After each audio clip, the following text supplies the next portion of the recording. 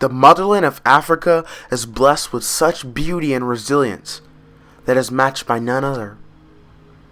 Africa's importance to this planet is much overlooked, but most recognize how valuable their economy is to the outside world. Africa has a large abundance of natural resources.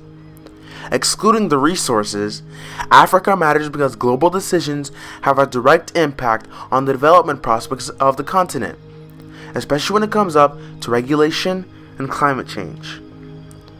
But nearly 2 centuries ago, Europeans lined up to take it all in what would be a very infamous day in European and African history. Beginning with the Portuguese in the 15th century, many European nations began trading with the most powerful tribes in Africa. They would typically trade cloth, iron and copper in raw form, and cowrie shells, used by local populations as currency. In return, they would receive textiles, spices, and African slaves. Until about the mid-1800s, Europeans had only traded with Africa and had no major interest in taking control of the continent. And they weren't interested until a man named Henry Morton Stanley changed history.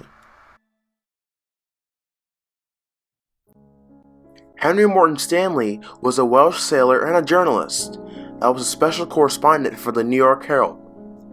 He was commissioned by the paper to go to Africa and explore the Congo River and nearby areas. While there, he developed plans to change and improve the conditions there.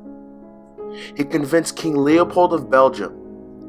In 1879, with Leopold's support, Stanley returned to Belgium, where he worked to open the lower Congo to commerce by the construction of roads. Stanley's work with Belgium made many neighboring European countries aware of the valuable resources that most Europeans were not aware about at all. At the time, Belgium was a small nation that was overshadowed by its European rivals, and its economic success with the help of Stanley caused other nations to gain interest. The whole world's interest in Africa shot up. By the mid-19th century, Europeans had established colonies all along the African coast and competed for control.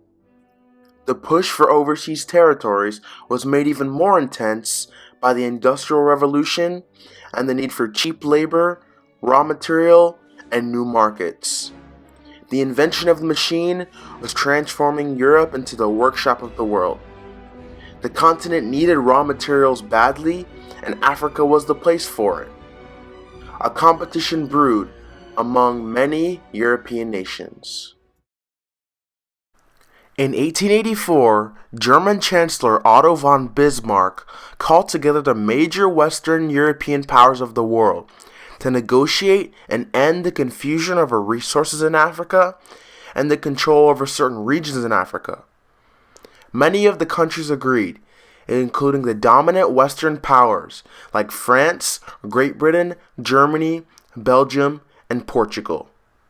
They all met on a very famous day in Berlin on November 15th, 1884.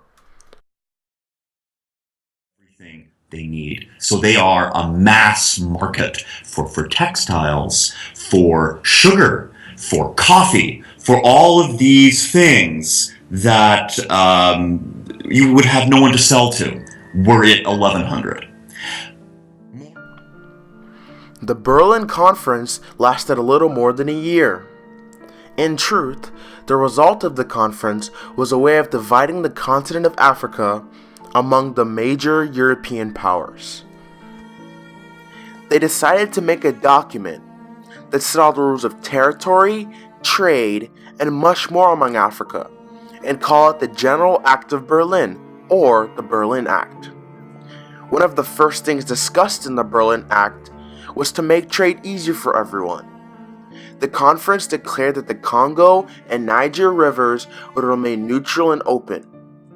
Beyond this, the conference declared that the Europeans were free to aggressively colonize Africa. It also established the principle of effectivity, which made it acceptable for one European nation to claim jump another European nation's African claims if they were not fully exploiting their land.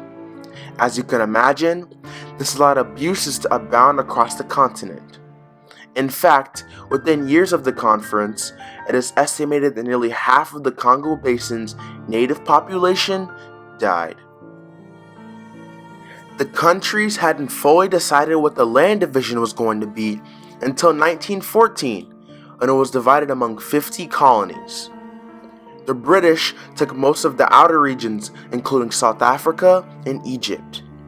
The French took large areas of the north, as long as Madagascar. The Germans took part of Cameroon and Somalia. Portugal took Angola and Mozambique. Italy took Libya, Belgium took the valuable Congo, and Spain took Equilateral Guinea. The Berlin Conference of 1884 to 1885 was one of the defining moments of African history for a number of reasons, being that it changed Africa for the worse. The important thing about the Berlin Conference is that no Africans were invited. A majority of the countries that we see today in Africa were established in 1914, but not by Africans. They had no say. Europeans considered the Africans as these barbaric people in need of converting to Christianity and becoming civilized like the Europeans thought of themselves. The division was purely based off of the European interest in Africa, not the pre-existing cultural or religious divisions. At the time, nearly 80% of the African continent was still under traditional and local control. After the conference, nearly 90% of Africa came under the control of Europeans. Only Liberia and Ethiopia remained free.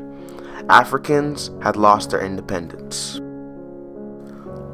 Culturally, the Africans tried to adopt the system of democratic government pursued by the Europeans, but it ended in failure.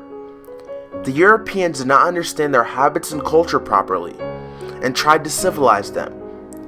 The European intervention created rivalry and division among the Africans. Many issues confused them. The division of African lands by the Europeans without considering tribal, ethnic, and cultural boundaries led to a series of tribal conflicts and is still continuing today. There are certain of these colonial legacy states, like Libya, for example, or Somalia, that are increasingly just lines on a map. And you're seeing sort of the deeper structure of the place asserting itself. And Rwanda, formerly controlled by Germany, is one of the countries that is still to this day affected by the conference. A major genocide occurred in this country about 20 years ago, and it is estimated that nearly 750,000 civilians were killed by it. It sets it up as a legal principle that African states no longer have a right to control access to their own markets and their own resources.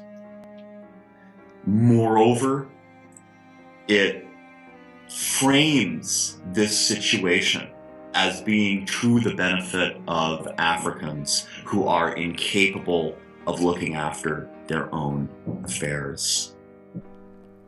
The scramble for Africa, by partitioning ethnicities in different countries, shaped the trajectory of these societies by spurring civil conflict and unrest. The Berlin Conference is a sad part of human existence and an example of human domination throughout history.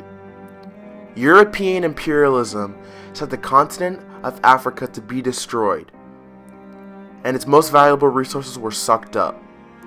Europeans have a long history of conquering and destroying others, from the destruction of Aztecs to the destruction of Africa.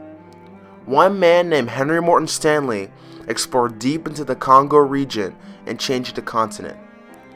The clash of ideas affected the Africans more than the Europeans, as the whole continent was ripped to shreds.